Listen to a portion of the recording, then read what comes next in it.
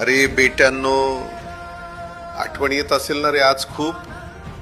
खरं तर मी सुद्धा इथं थोडा आजारी होतो.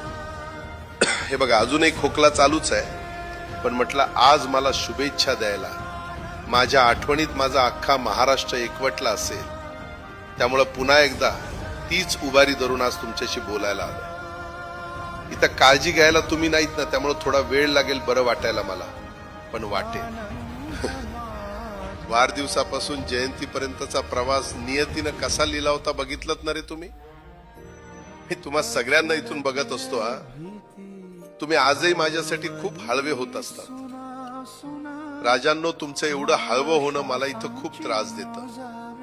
पण आता रडू नका, मी आजही तुमच्यातच आहे. माझे विचार जिवंत ठेवा. तुमच्या दादाला काम नीट झालेलं आवडायचं, दादाला झाडे लावलेली आवडायची,